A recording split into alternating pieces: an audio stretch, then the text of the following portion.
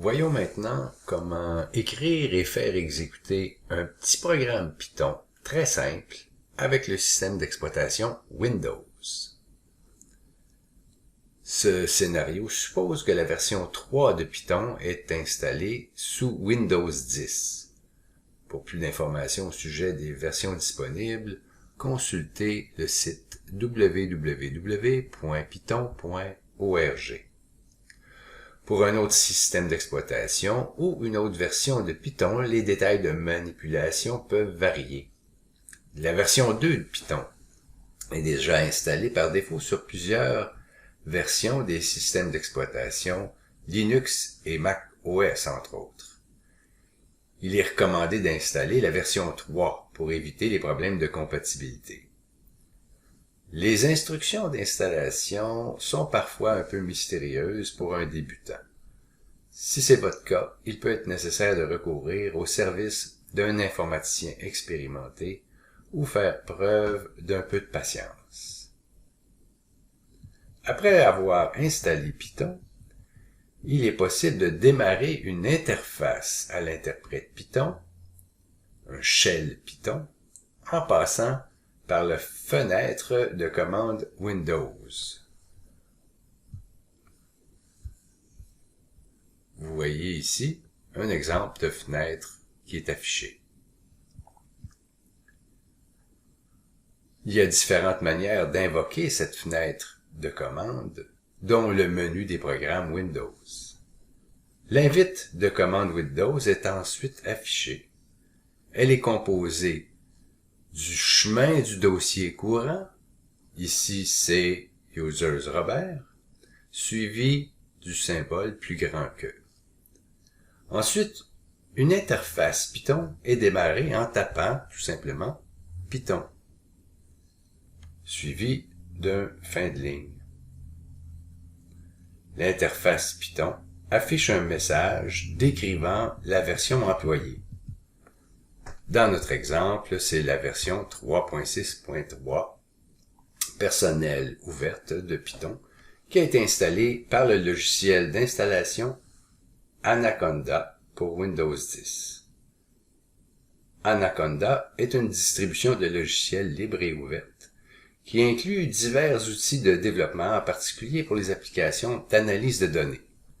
Quoique plusieurs éléments nécessaires sont déjà inclus dans cette distribution, elle contient le programme utilitaire Conda, qui permet de gérer divers aspects d'un environnement de développement professionnel pour plusieurs langages de programmation, dont Python.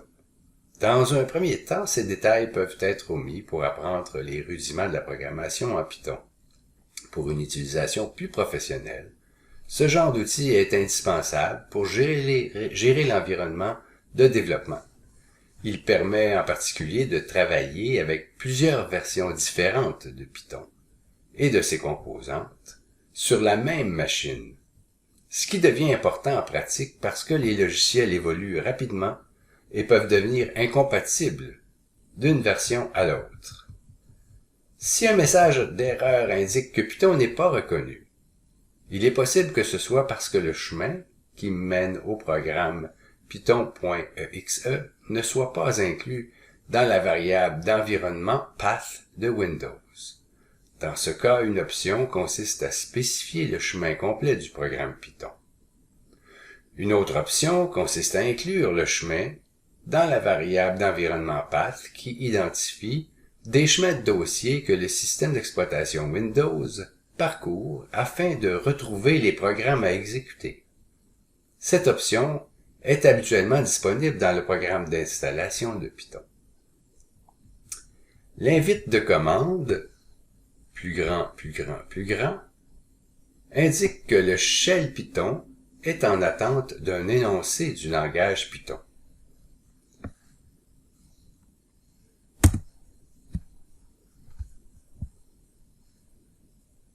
Le code Python de notre exemple est très simple.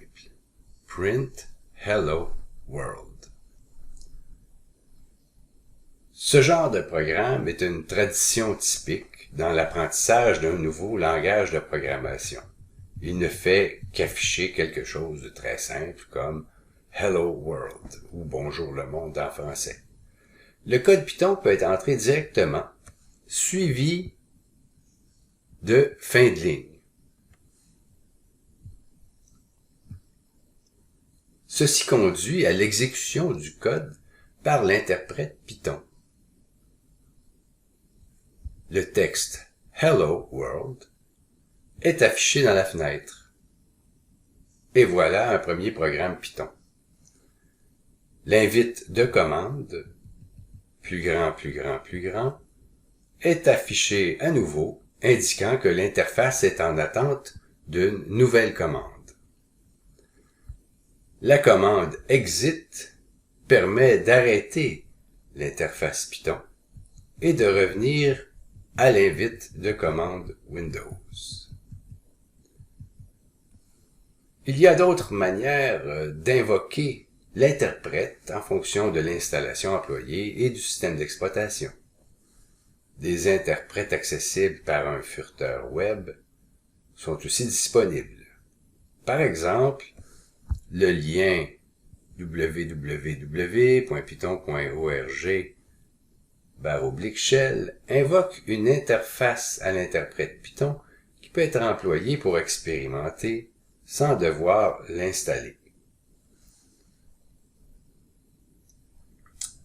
En cliquant sur le lien, on aboutit directement à un shell Python. Et donc, on peut tout simplement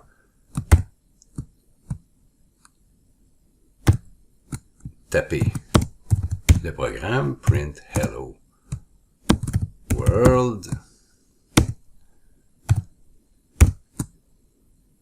retour de chariot, c'est-à-dire fin de ligne, et voilà, le programme est exécuté.